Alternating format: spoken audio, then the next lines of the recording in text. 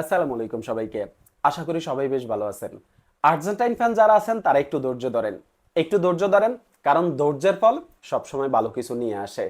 আমাদের mastermind Scaloni আমাদের জন্য একটা দুর্দান্ত স্কোয়াড রেডি করতেছে, যেই স্কোয়াডটা দিয়ে আমরা আবারও বিশ্ব চ্যাম্পিয়ন হওয়ার স্বপ্ন দেখতে পারি।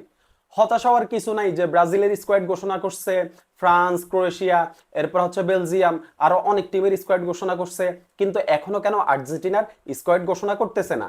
এটা নিয়ে হতাশ হওয়ার কিছু নাই, একটু ধৈর্য ধরেন। আর্জেন্টাইন সাংবাদিক গ্যাস্তন আদুল গত রাতে আমাদেরকে একটা সুসংবাদ দিয়েছেন যে আগামী এক সপ্তাহের ভিতরে হচ্ছে আর্জেন্টিনার বিশ্বকাপের চূড়ান্ত স্কোয়াড ঘোষণা করা হবে। আগামী 6 থেকে 7 দিনের ভিতরেই স্কোয়াড আমরা পেয়ে যাব। অলরেডি হচ্ছে আর্জেন্টিনার কোচিং প্যানেলের সদস্য যারা আছে তারা সবাই আর্জেন্টিনায় গেছে, এবং মাস্টারমাইন্ড স্ক্যালোনি এবং এফএ প্রেসিডেন্ট ক্লদিও তাফিয়ার মধ্যে একটা বৈঠকও হয়েছে যে 26 জনের চূড়ান্ত স্কোয়াডে কারা কারা থাকতে পারে। এরপরে হচ্ছে ইউরোপের বিভিন্ন ক্লাবে খেলা 37 ফুটবলারের কাছে হচ্ছে মেসেজ পাঠানো হয়েছে, তাদেরকে আপনার হচ্ছে প্রস্তুত থাকতে বলা হয়েছে। তবে এই 37 জন থেকে কিন্তু সবাইকে ইজিজার ট্রেনিং গ্রাউন্ডে বিশ্বকাপের যে প্রস্তুতি শুরু হবে ওই প্রস্তুতিতে ডাকা হবে না।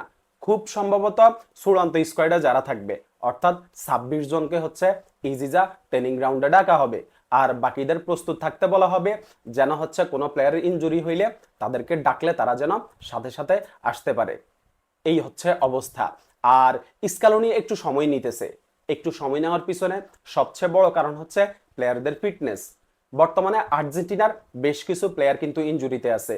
এই যে 7 জন গুরুত্বপূর্ণ প্লেয়ারের ইনজুরি নিয়ে হচ্ছে বর্তমানে স্ক্যালোনি খুবই টেনশনে আছে। এদের মধ্যে ক্রিস্টিয়ান রোমেরো, এরপর হচ্ছে Nahuel Molina, Marcos Acuna, Gonzalo Montiel, নিকোফাস, হুলিয়ান আলভারেজ, নিকো গঞ্জালেস, এই 7 জন। এই 7 জনকে ছাড়া তো আপনি 26 জনের চূড়ান্ত স্কোয়াড কল্পনাও করতে পারবেন না। এই 7 জনের পরিস্থিতির উপরে কড়া নজরদারি করতেছে স্ক্যালোনি। স্ক্যালোনি আসলে ওই যে 22-এর মতো সেই ভুলটা আর করতে চাইতেছে না। 22-এ লোসেলসো, নিকো গঞ্জালেস, এরপরে জোয়াকিম কোরিয়াকে নিয়ে যে ভুলটা হইছে, আগে স্কোয়াড ঘোষণা করছে, পরে তারা আবার ইনজুরির কারণে বাদ পড়ছে। স্ক্যালোনি আসলে এই ভুলটা করতে চাইতেছে না। স্ক্যালোনি চাইতেছে পুরো ফিট একটা স্কোয়াড, যেখানে ইনজুরি নিয়ে কোনো টেনশন থাকবে না। যার কারণে স্ক্যালোনি একটু অপেক্ষা করতেছে।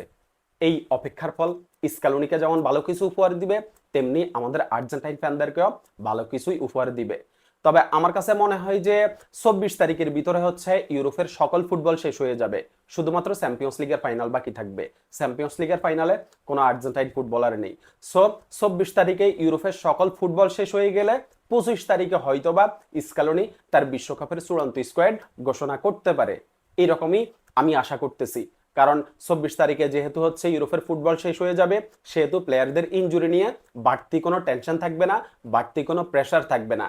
সো হয়তোবা 25 তারিখেই হচ্ছে আপনার বিশ্বকাপের চূড়ান্ত স্কোয়াড ঘোষণা হইতে পারে। এখন আপনার কাছে আসলে কি মনে হয়, কবে নাগাদ বিশ্বকাপের চূড়ান্ত স্কোয়াড ঘোষণা হইতে পারে সেটা আপনি কমেন্টে জানাইতে পারেন। আর আমি গতকালকেও বলছিলাম যে স্ক্যালোনি একটা চমক দিবেন, যে কোনো মুহূর্তেই স্ক্যালোনি হচ্ছে সামনে চলে আসবেন, এসে বিশ্বকাপের চূড়ান্ত স্কোয়াড ঘোষণা করবেন। সো স্ক্যালোনির এই চমকটার জন্য অপেক্ষা করুন। ধন্যবাদ সবাইকে।